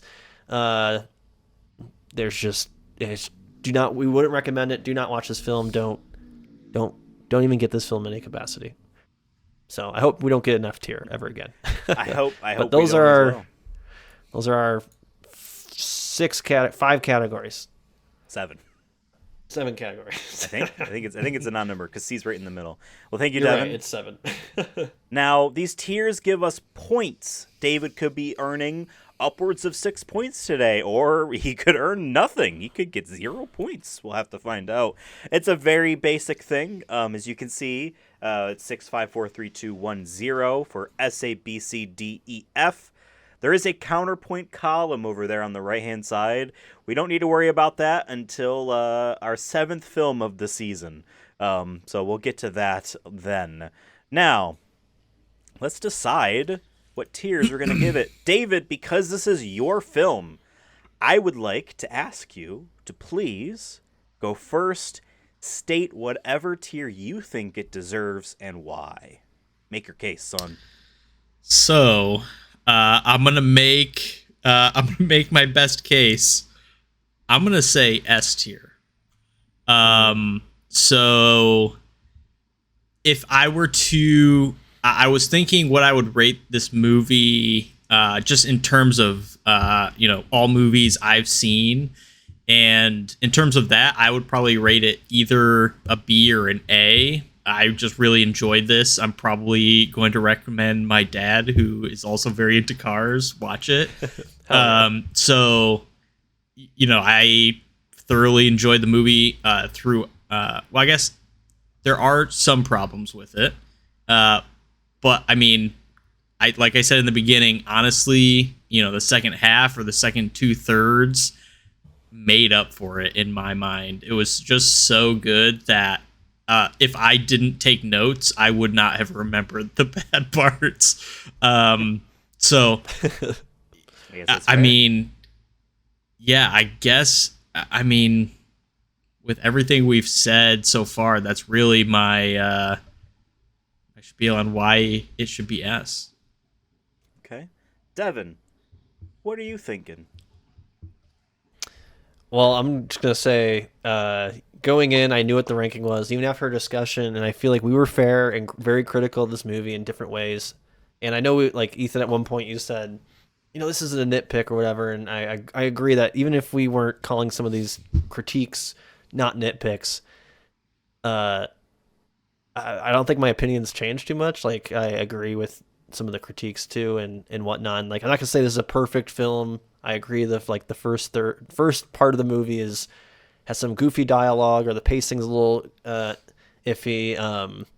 Maybe it was too much on the pro gamer kind of rhetoric it was trying to do, being with that. But I mean, going in after watching the movie, I'm just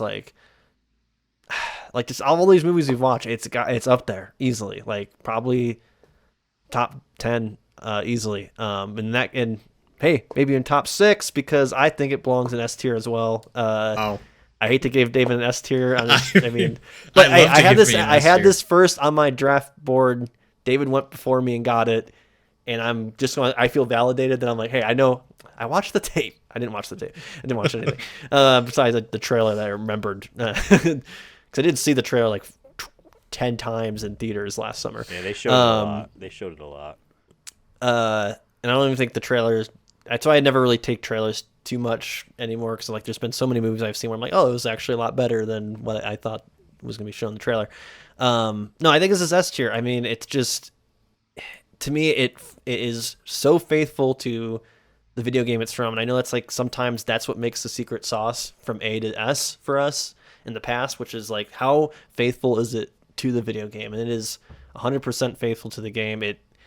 In terms of the sound effects, to the the literally they added in the in-game UI to the track when he's racing, and and just propping up the game. Yeah, is it marketing? Of course, every movie has a message and it's trying to push something to a degree, but it just does a good job of it. And it's if you're a fan of the Gran Turismo games, I think you should be very happy with what this movie is compared to other things we've watched where we're yeah, I'm this kind of fan. I'm going in and being God damn it, why didn't they do this? Why didn't they do that? All our nitpicks are more of just like usually story elements or maybe critiques of racing as a general, racing movies in general.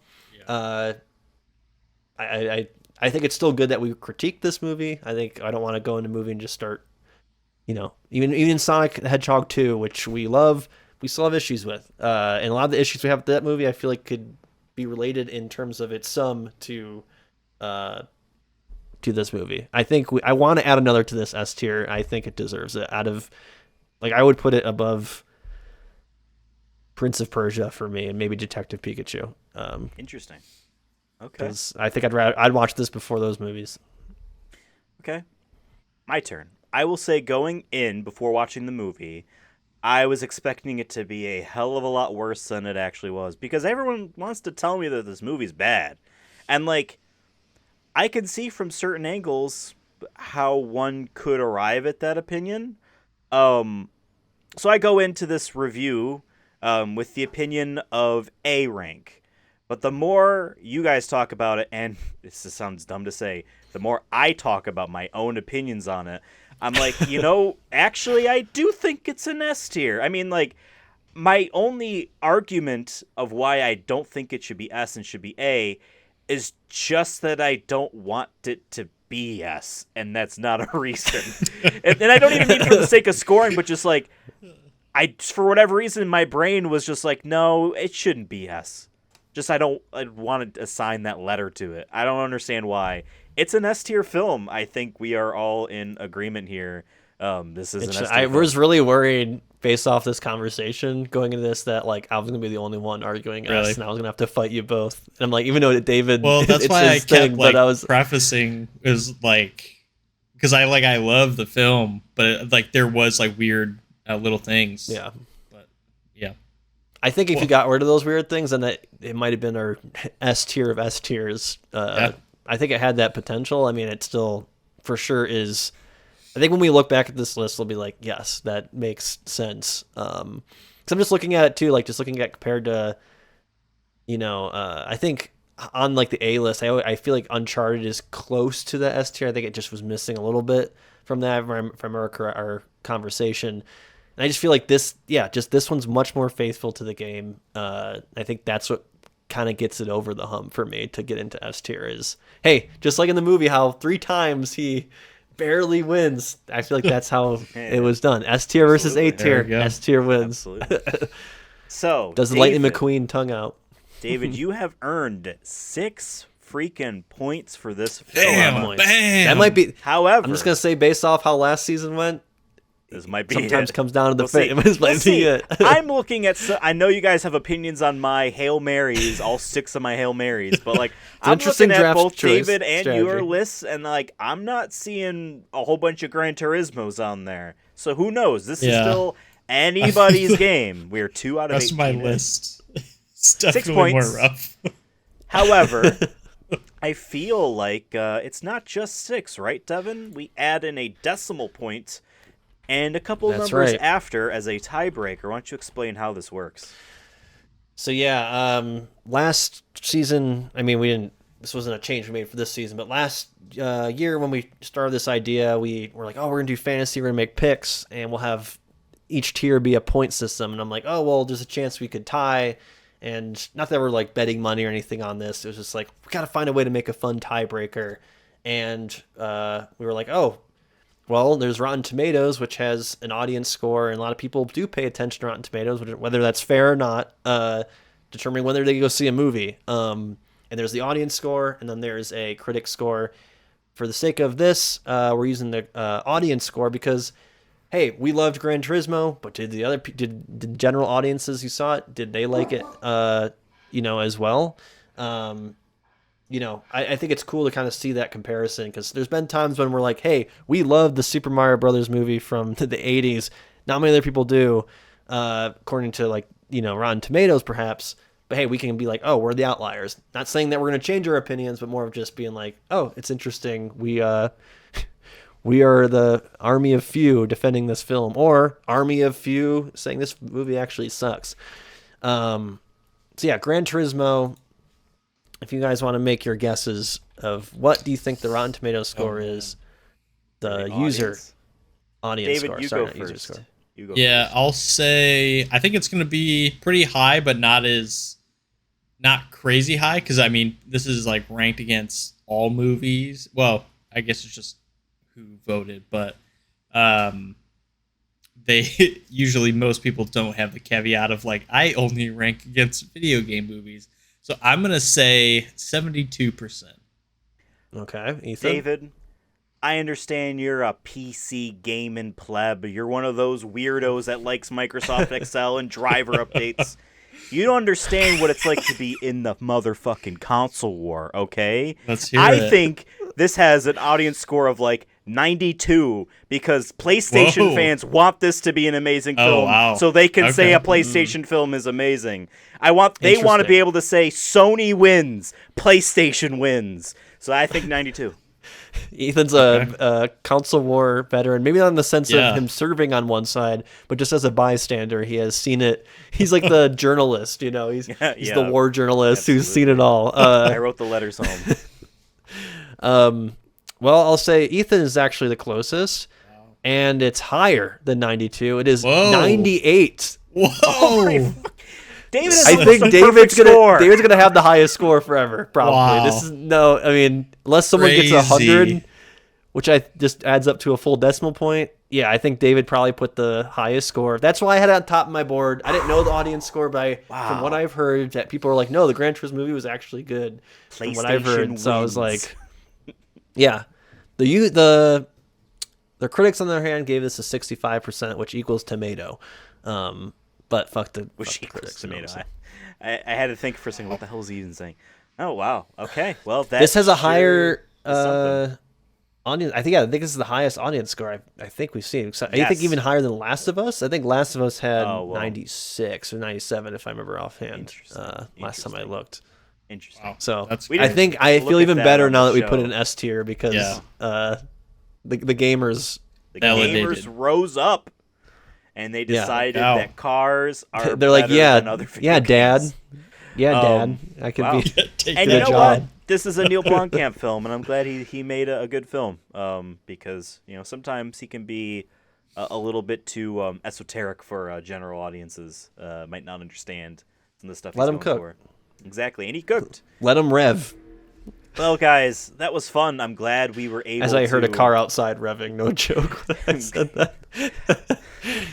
Glad we're able to get together and figure out how we wanted to take the story of a gamer who became a racer and reviewed it. And we all agree gamers are the best and they deserve S tier, especially when they apply that to real life skills. They do Now- nothing wrong. It is time for everyone's new favorite game show, Gamer to Racer. All right, folks, we're going to turn these two boys over here into racers. I'm going to ask them 6 questions. We are actually going to not do it multiple choice, but you guys are going to answer Price is Right rules. Guess the closest it's going to be without going over.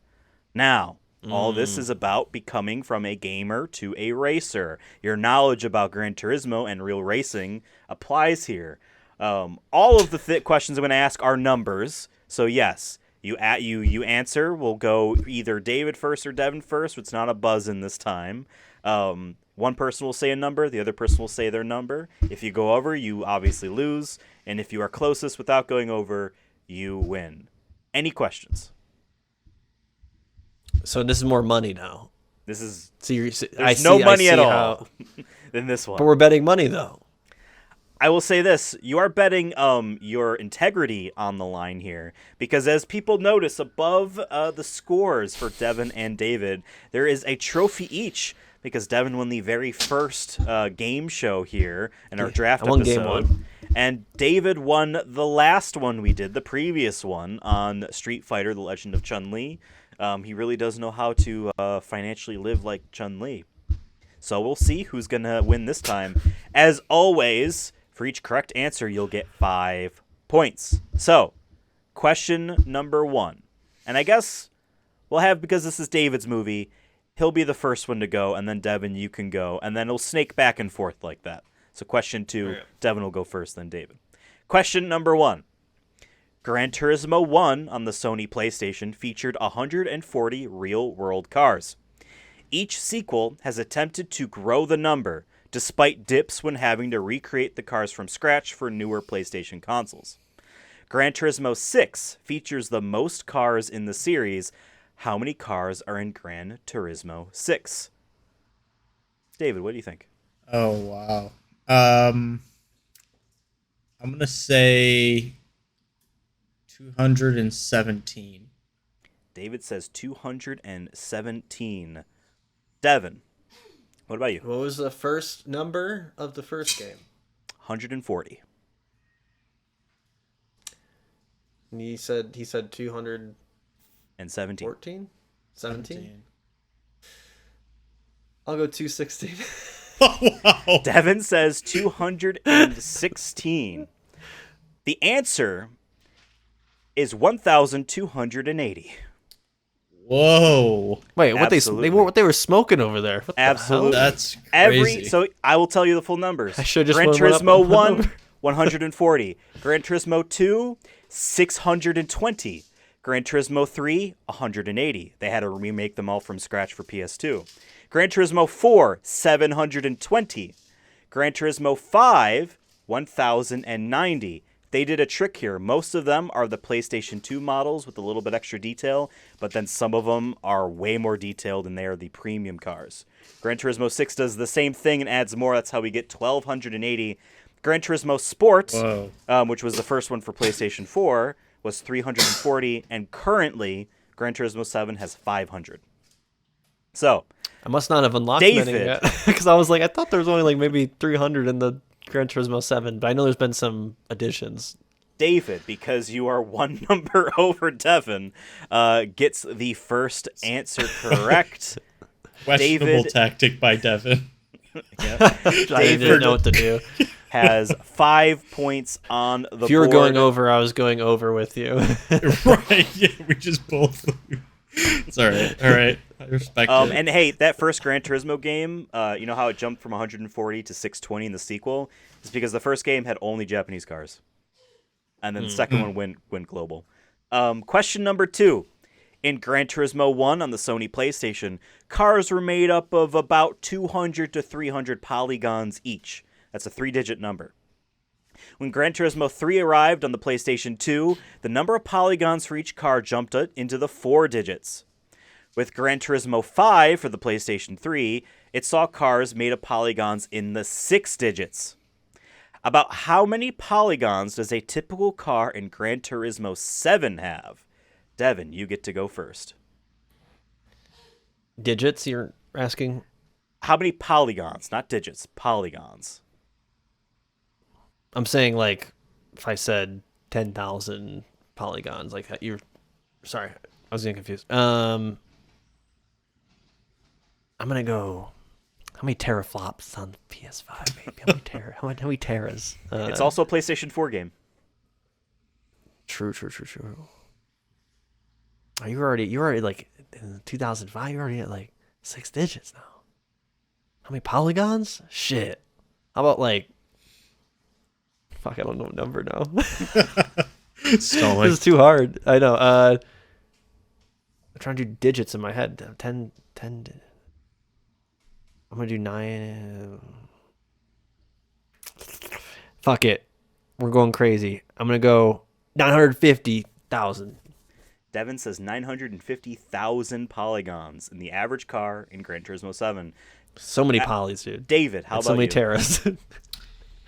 I'm gonna go. I guess I don't really have to go that much higher. I think it is higher. I guess I'm gonna. So my unofficial answer would probably be somewhere in like the 2 million range. But I think to be safe, I'm gonna go. To keep this a little bit fair, I won't go like one over or anything. I'll do 1,250,000. David says 1,250,000. Please be 1,190. Just be exactly It one could off. be. Oh, it's not even close. The answer is 500,000, which is about the Oh, same we as both went PlayStation 3's two Gran Turismo games.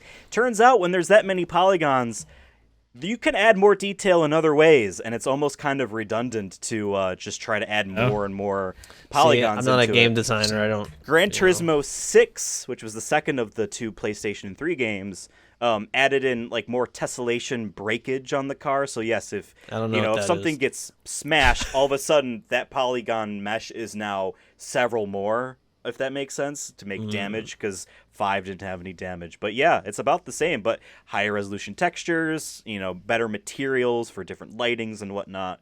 So no points for either. Teraflops you guys led me went astray. way over. All right, question teraflops. number 3. Kazunori Yamauchi, creator of Gran Turismo, has himself raced several times in the 24 Hours of Nürburgring. In his 2014 team, Schultz Motorsport, he raced with a Nissan GTR, reaching the highest position of his career. What position did Kaz's team reach? Now, I will say this. 1 is higher than 2. We're going by positions.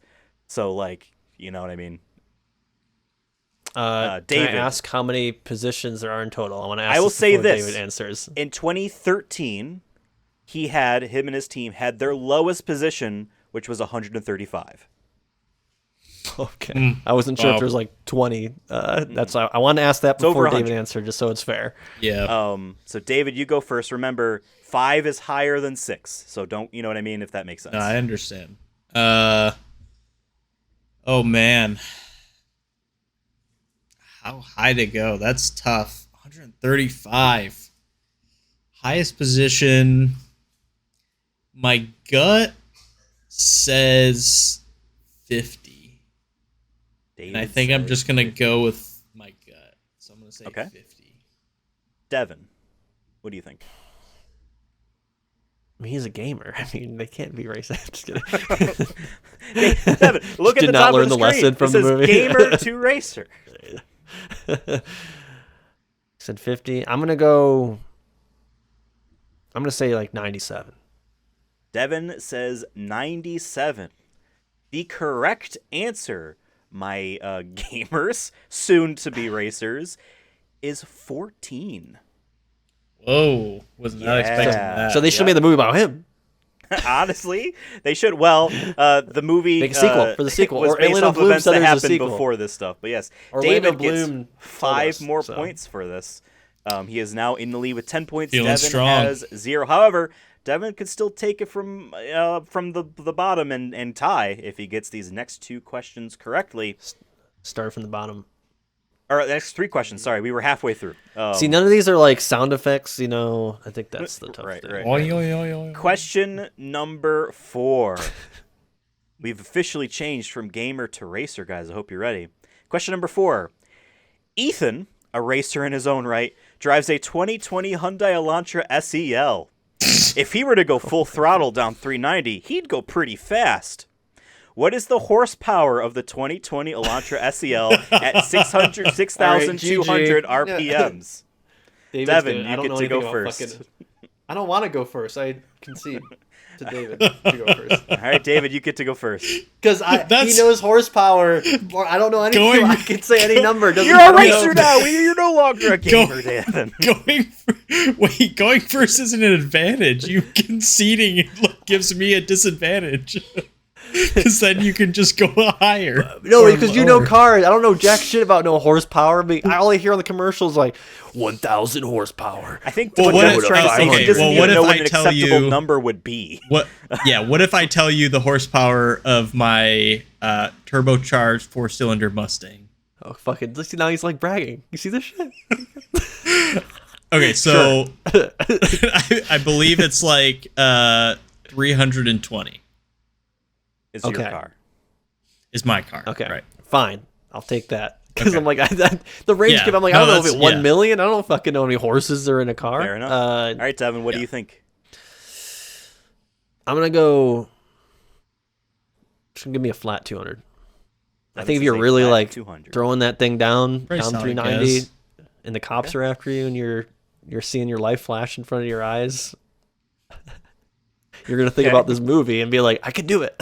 Okay. Hey, that's what they did in the movie. He ran from the cops. David, what do you think? Wow. Asking my cargo. What's my horsepower? I think I lost. Honestly, I think 200 is a really good guess. I think it's a little bit less than that. I'm gonna guess one. I guess if I think about this strategically here, I don't want to get too crazy high because there's sort of no point. So I'm gonna go. I'm gonna say 150. David says 150. My unofficial guess is 170. It's over. I already knew I lost, I think. David, you are 3 points off. My horsepower is 147. So you went over. No, I was over. You were over by 3. It doesn't matter. I can't get the points, Yeah. though. It's too Oh, Once I don't I have was the over, sport I was... version. I don't have the sport version. Yeah. But I do have the SEO. I don't really know what that means, but SEO? Like search Rim. engine yeah, optimization? yeah. Let's see Damn. here. All right. Well, no points awarded. Devin, you still have a chance to at least tie because there are 2 questions left, and there are 5 points. Oh, I thought each. there was 1 question left. I was like, I said oh, that I lost. initially, and I messed up. I thought we were further ahead. Okay. I thought we were friends. Yeah. I was like, okay. No. Here's our penultimate question. The Nürburgring is often open to the public. Drivers can take any road legal car and take a lap around for about $60 US. Several safety concerns and fatalities, perhaps the one that this movie had, has forced the owners to make many changes over the years for these tourist days, such as imposing speed limits and banning racing between close vehicles. Currently, and when I say currently, I mean an article I read about a year ago. Well, that was released about a year ago. Currently, the owners have managed to find a way to be safe and remove the speed limits, and instead have limited the types of cars that are permitted on the track. A road legal car must be able to reach what speed in order to drive on the Nürburgring? And I will accept either in miles per hour or kilometers. I will say it isn't kilometers, and I had to convert it. You can give me either one. David, you first. Actually, you know what? Give it to me in miles an hour, so that if one of you says one and the other, and I don't know who's higher. I'm gonna say miles. Say miles. Miles per hour. Wow, that's interesting. I did not. I guess it's good that I didn't know that, but that's interesting Wow, I fact. didn't know that. You're telling me now for the first time.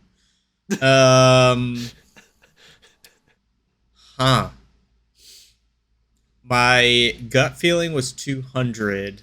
I'm gonna say, because I went over by 3 last time, I'm gonna say 175. David says 175. Devin. I'm just trying to think of like any like cars that I've been in or whatnot, and I'm trying to think of like what speed is even the max on some of those cars to be like. Yeah, basically this is their top speed has to meet or succeed this number in order to be allowed on. Am I allowed to ask what the kilometer to mile conversion rate is? Like No. what? No, I know. I think I know it because it's 5K is 3.5 miles. I'm gonna say. I just from cross country, I know it's 3.5 miles, 5K, or 3.1.